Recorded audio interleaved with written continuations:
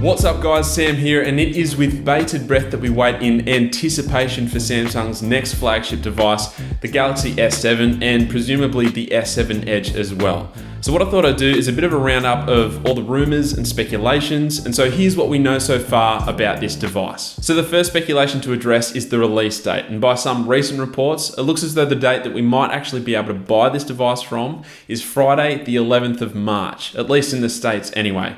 Now, that's a whole month earlier than it was released last year, which was obviously in April of 2015. Now, at this stage, it appears Samsung will not be making any major design changes from last year's flagships, which makes sense given how much they did already overhaul the design with the glass and the metal. There may be a couple of small tweaks, so we're hearing that the camera will no longer protrude out the back of the phone, which is great. And we're also hearing that for the non-Edge version, they're going to add maybe to the back of the phone a Note-style curve to the back. But other than that, they're going to be pretty similar to the S6 and the S6 Edge. And you know what? Why not? They were already some of the more attractive phones in the market. So if they stay pretty much exactly the same, I'm not going to be too disappointed. Now, there has been some talk about varying screen sizes for these devices. And some reports were even suggesting that they were going to ditch the 5.2-inch version and only release a 5.5-inch version. But what is looking more likely is that they're actually going to do both. So we're hearing that they're going to do a 5.2-inch standard version and then a 5.5-inch Edge version. So one of each, not both sizes of both types, only a 5.2-inch standard and a 5.5-inch Edge, which is interesting. I'm not too sure if that's going to put them in competition with their own 5.7 Edge Plus or if that's going to overtake it, but I guess we'll find out when it gets released. Another thing that's becoming increasingly clear is that Samsung will be including their own version of Apple's 3D Touch technology within their new flagship. Now, I know that the company producing it is called ClearForce. I'm not too sure if that's what the actual technology will be called.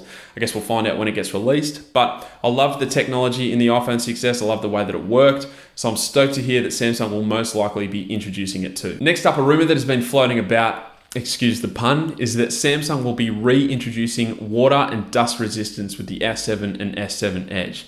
Now, obviously, this is something that they introduced with the S5 a couple of years ago, but then completely ditched with the S6 last year. So if they do bring it back, I know that a lot of people are going to be pretty happy. So props to Samsung if they do follow through on this rumor. It looks as though the screen will not be getting an upgrade to 4K with the S7, but you know what? Given what 4K looked like on the Sony Xperia Z5, I think that indicated that smartphones aren't even ready for the bump up to 4K anyway. And as long as it has the crispness of the S6s and S6 Edges screens with that QHD display, I think people aren't going to be too disappointed with the lack of 4K. Now, there might actually be a slight bump up in resolution, but it looks certain as though we're not going to get 4K. Now, some really recent rumors which have only just hit the web is that we will in fact be seeing battery size upgrades with these devices, which is epic news. So what we're hearing is that the 5.2-inch standard version of this device will be getting a bump up from 2550 all the way up to 3000 milliamp hours, and that the 5.5-inch Edge version of this phone will be getting a bump up from 2600, which was on last year's Edge, all the way up to a whopping 3600 milliamp hours, which is going to increase your battery life tenfold. And then when you consider that they're going to be pushing out these devices with two different chipsets depending on which market you live in, so their own Exynos again, which is going to get another upgrade, and then also some devices will come with the Qualcomm Snapdragon 820 chipset, and both of these chipsets have better refined battery efficiency, but also better handling of high processing tasks. So things like your phone heating up should not be an issue anymore. So when you add that along with the battery upgrades, then your battery life will increase a massive amount compared to last year's flagship. So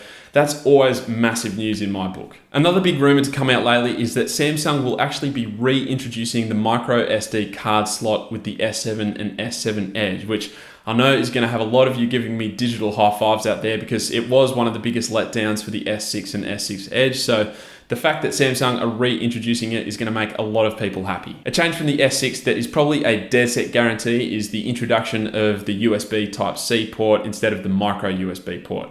This is obviously becoming more and more the norm for all Android flagships and a lot of other devices as well. So there's no question about Samsung introducing that on the S7 and S7 Edge, and it will retain its ability for fast charging. We're also hearing pretty certain rumors that Samsung will actually be dropping down from the current 16 megapixel camera down to a 12 megapixel shooter, and instead we'll be focusing on pushing out a better sensor that's going to be better in low light conditions. Now, as we all should know, megapixels hardly mean a thing, and instead it is actually about the sensor. So I'm pretty stoked to see Samsung actually working on refining that sensor.